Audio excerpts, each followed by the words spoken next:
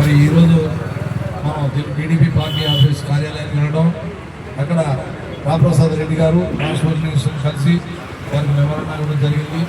వారు క్యాబినెట్ పెడతానని, అలాగే లోకేష్ గారు వచ్చిన తర్వాత వారు అపాయింట్మెంట్ ఇప్పిస్తానని చెప్పారు. సో చూద్దాం, వేచి చూద్దాం తప్పదు. మరి నెక్స్ట్ కార్యక్రమం ఏంటనేది మనందరూ ఒకసారి సమావేశం అయ్యి మన కార్యాలయం నిర్వహించుకుందాం. అలాగే ఈరోజు 3:30కి మరి పవన్ కళ్యాణ్ గారి అపాయింట్మెంట్ ఉంది.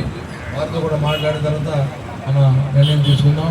ఈ లోపల రామలింగరాజు గారు అడిషనల్ డైరెక్టర్ ఇండస్ట్రీస్ వారు నిన్న మనకు ఇన్ఫర్మేషన్ ఇస్తా అన్నారు. వాళ్ళు ఏం మాట్లాడుకున్నది మనకి ఇన్ఫర్మేషన్ రాలేదు. నేను కాంటాక్ట్ చేసే ప్రయత్నం చేస్తున్నాను. కాంటాక్ట్లో రాలేదు, మరొకసారి కాంటాక్ట్ చేద్దాం. అప్పుడు పోయిన తర్వాత మనం ఏపీఐ ఆఫీస్ వెళ్దామా, లేకపోతే మరి పవన్ కళ్యాణ్ గారు దానికోసం అక్కడికి వెళ్దాం అనేది మన పక్కన కూర్చొని మాట్లాడడం నిర్ణయం తీసుకుందాం.